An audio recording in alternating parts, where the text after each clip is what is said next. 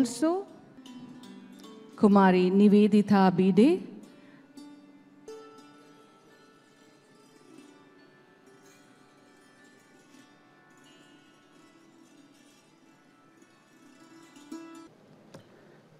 Most respected Swami Mitranandji,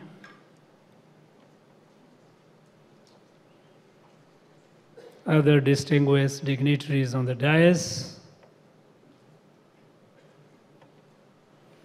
all the esteemed delegates present here, friends from the media, my warmest greetings and best wishes to all of you.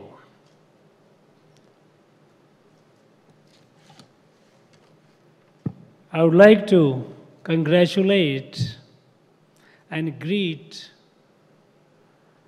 Swami Mitranandji and his entire team for working on this theme, Vasudhaiva Kutumbakam, which is the cultural and spiritual identity of our country, India.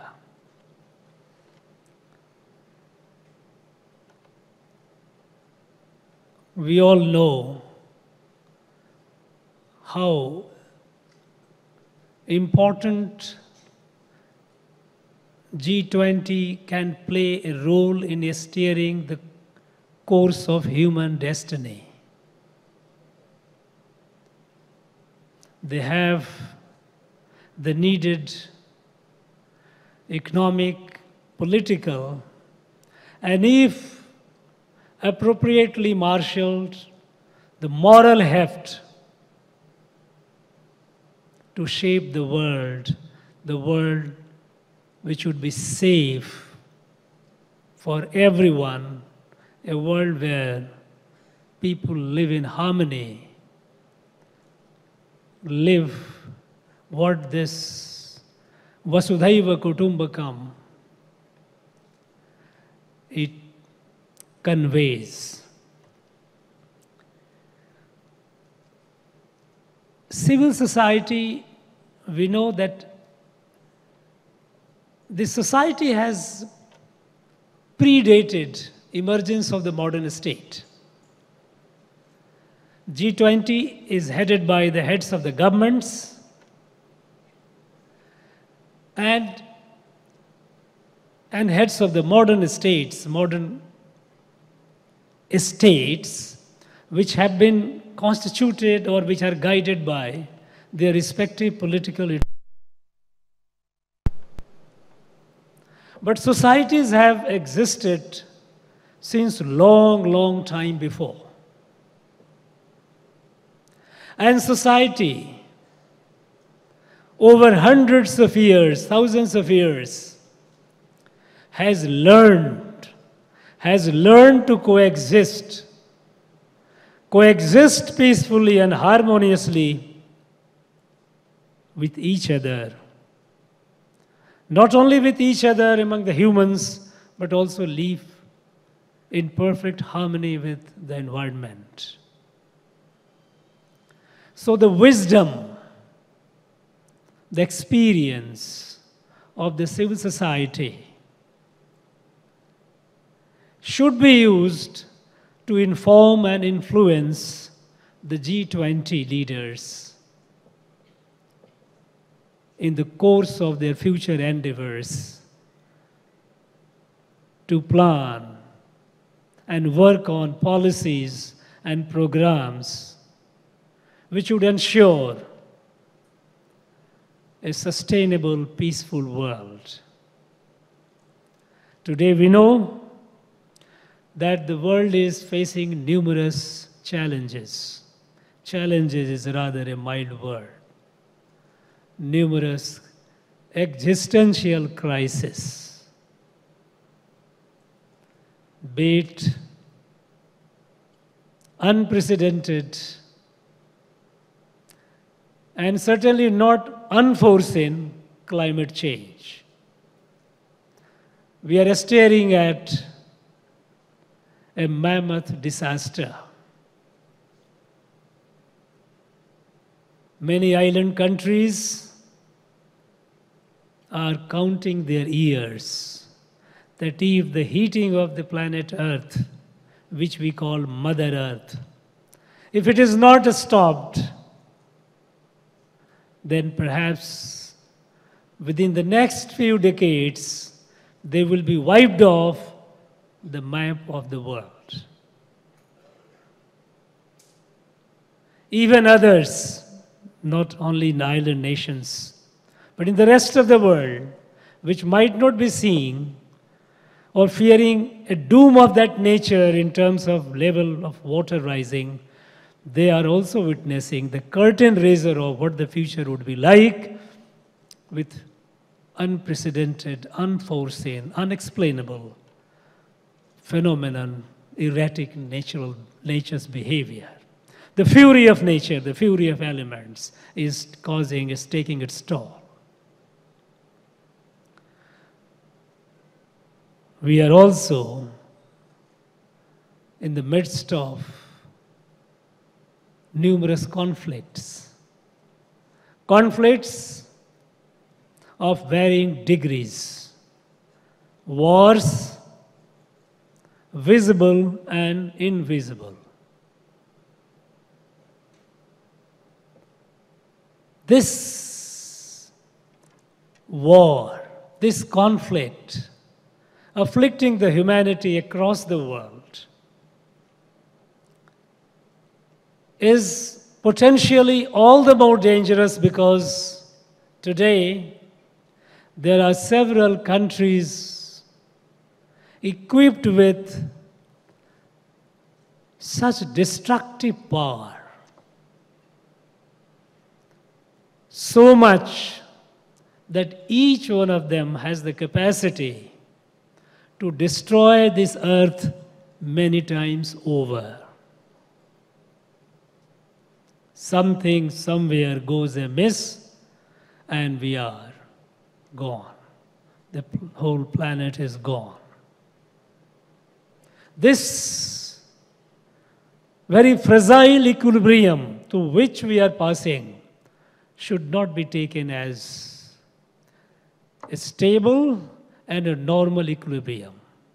The danger is looming all the time. We also have challenge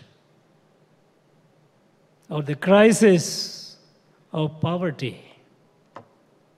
While there are countries which are prosperous, people are well-fed, a significant part of the world is facing hunger, deprivation of the most basic essentials of a dignified citizenship or dignified human being. This is unsustainable. The lack of desired empathy, the needed empathy, compassion, which was manifested in the global pandemic, when the whole world suffered COVID-19,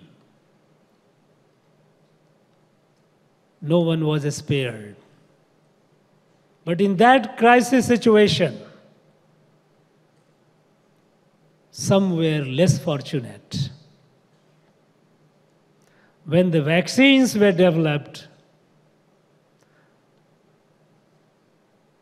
we witnessed how some countries looked at this new life-saving medicine called vaccine as an opportunity to make money. At that point of time, this was this country.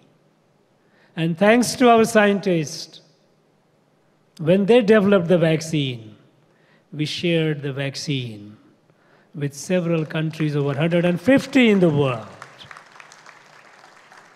When we shared the vaccine with over 150 people, 150 countries in the world, this is Vasudhaiva Kutumbakam in action.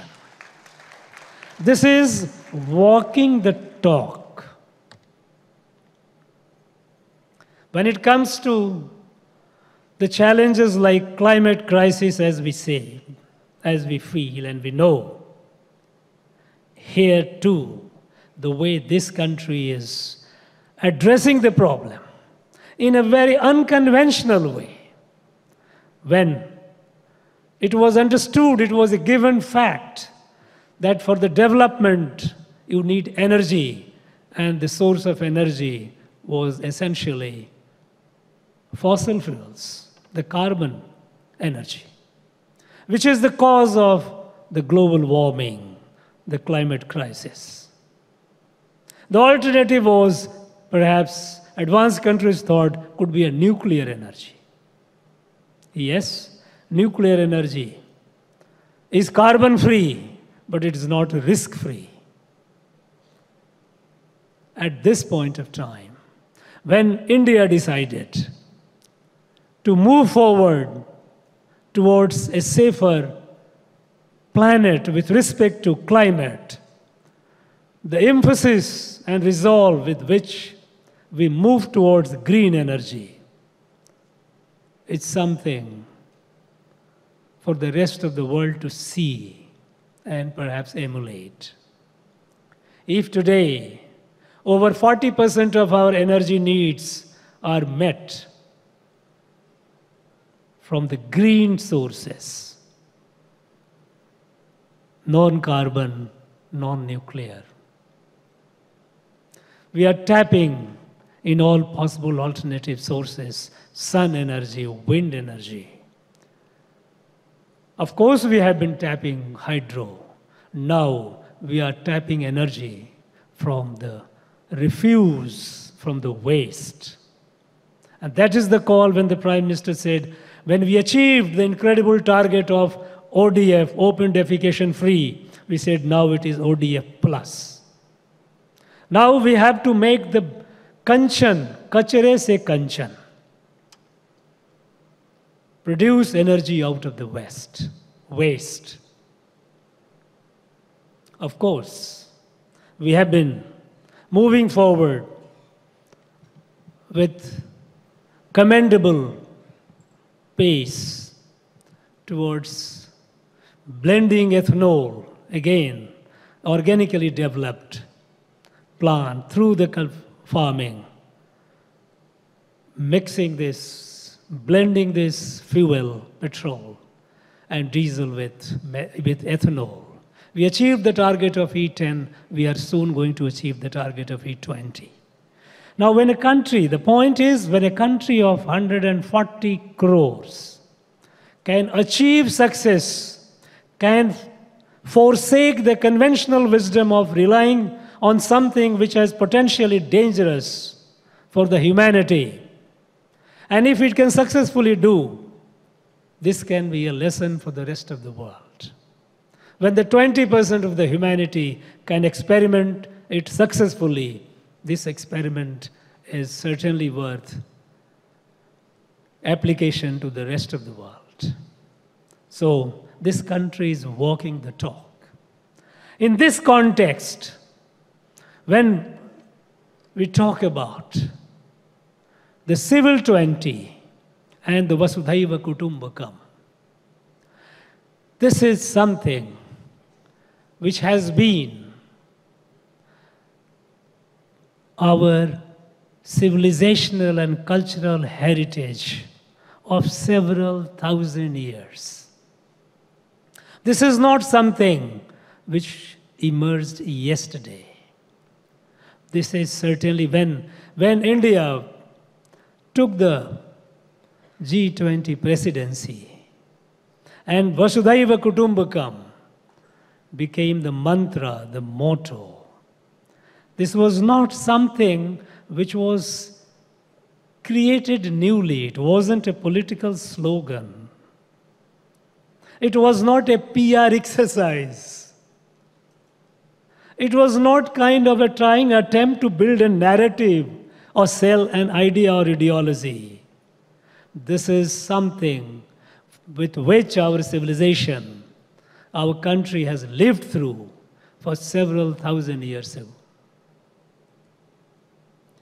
And this reflects in our day-to-day life. In the most remote areas, people whom the so-called advanced people, advanced in modernity, would call them those who are left behind, the tribes and tribals. Even you go to those areas, you see in every act of an individual or the collective that reverence for the Mother Earth, reverence for the environment, respect for every creature. It is because this thought and this realization, it transcends the intellectual understanding of ourselves and the world. Intellectual understanding because through intellect you reason, you argue, you debate.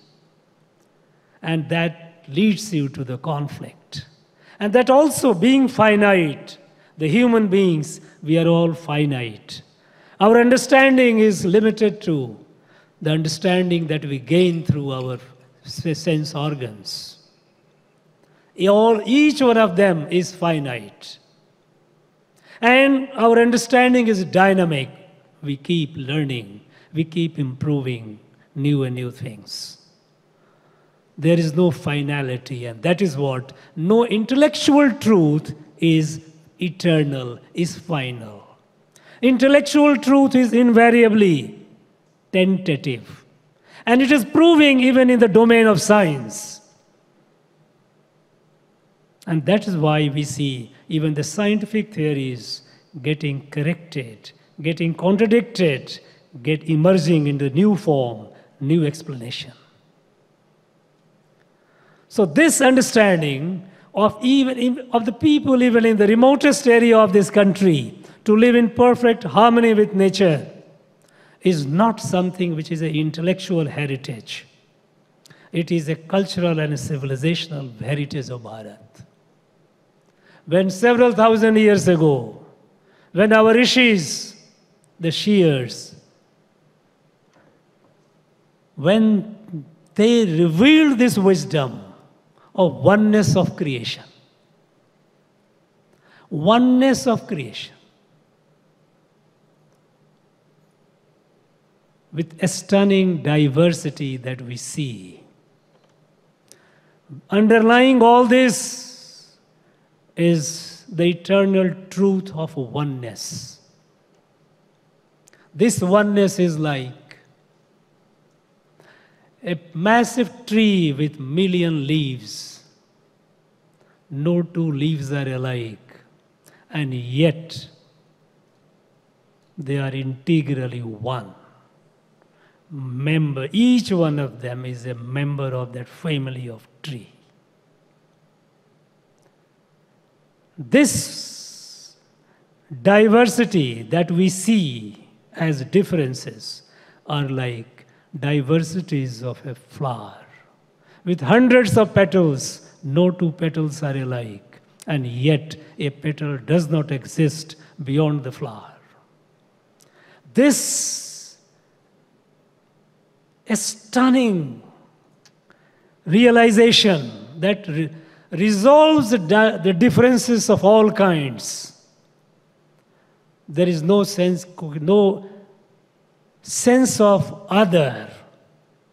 There is no question of you and I, it's the question of us.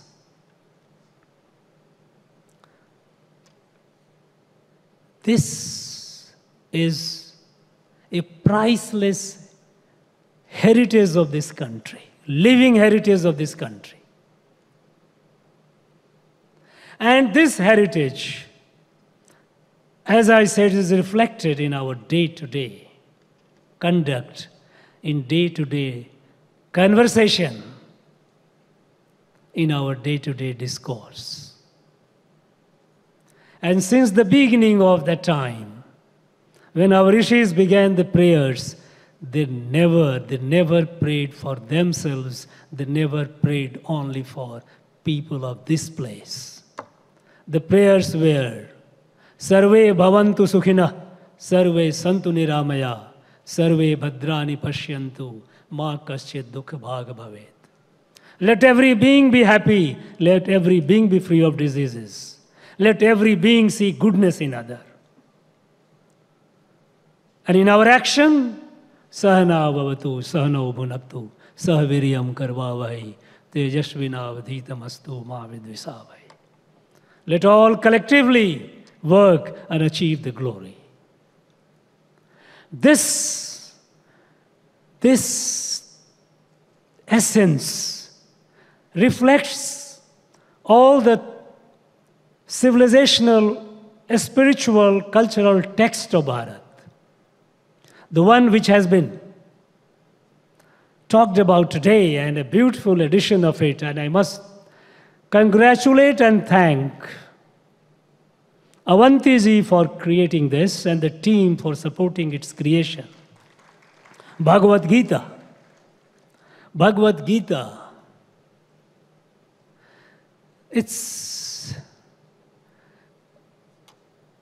something which defies limitation. You cannot define it with parameters. It is boundless. It is limitless.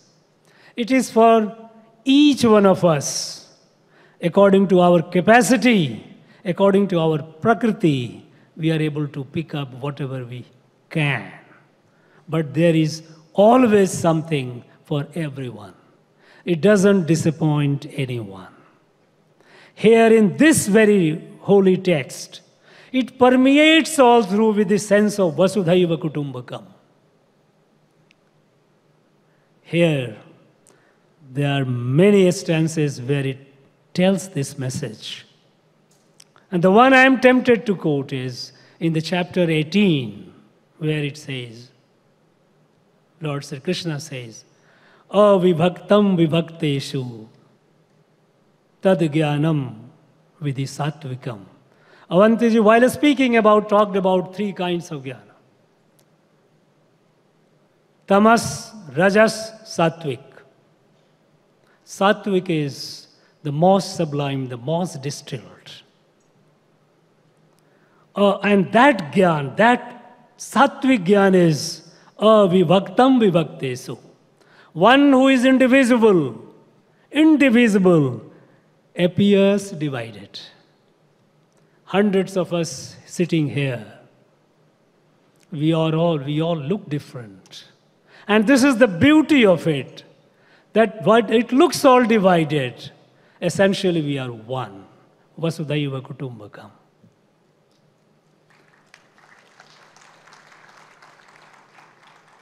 Now, at the time when India is hosting the responsibility of G20 presidency, Civil 20 and the one with Vasudhaiva Kutumbakam, vertical, if you call it so, has a very, very important responsibility.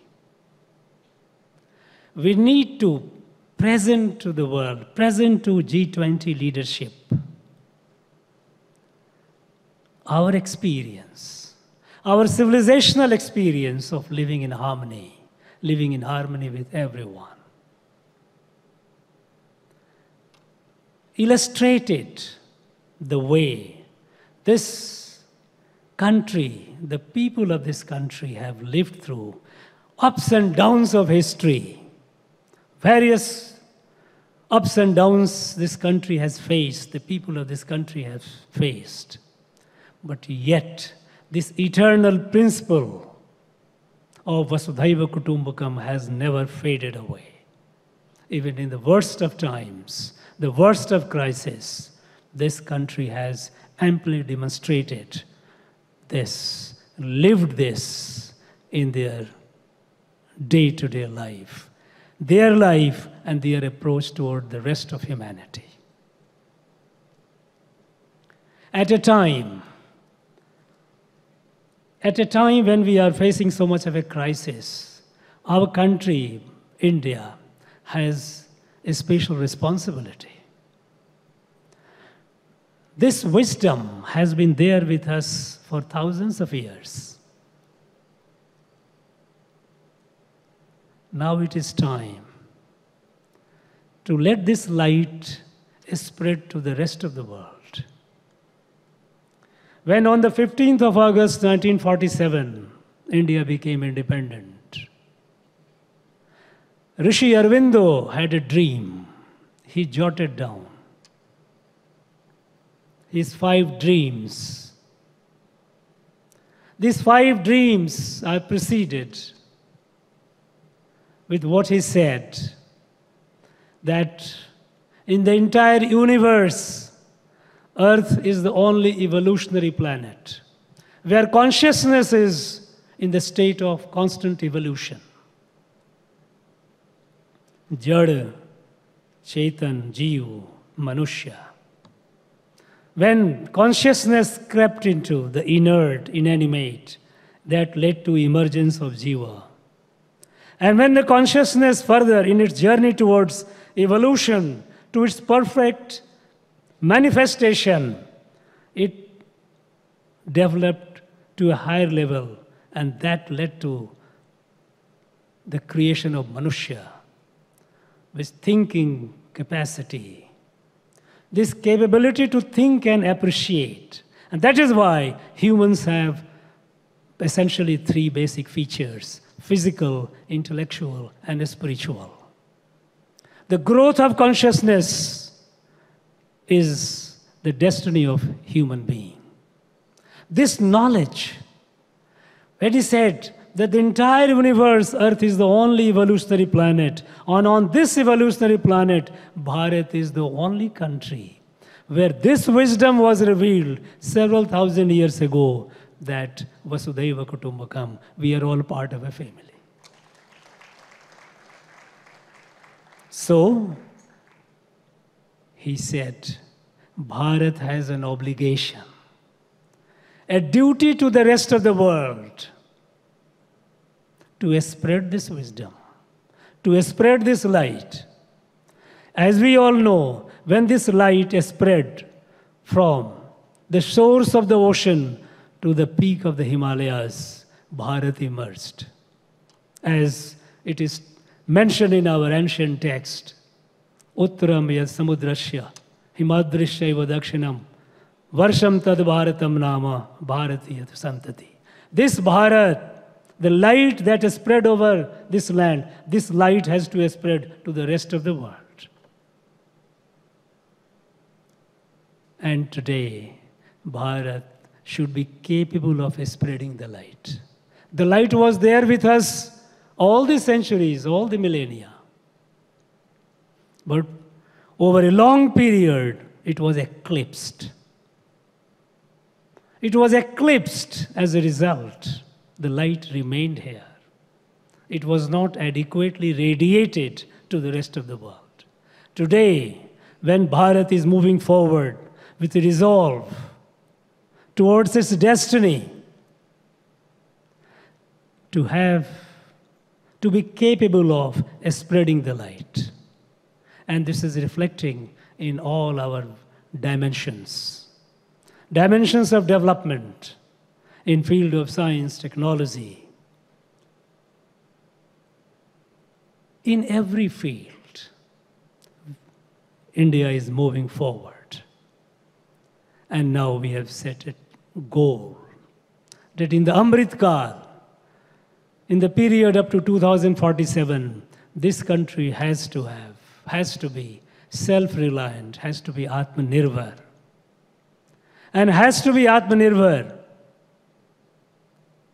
not just for itself, not just for herself, but for the rest of the world, for Vishwa Kalyan. मानव कल्याण, हम तो मानव कल्याण नहीं, विश्व कल्याण की बात करते हैं, where every element of creation is in peace and harmony with each other.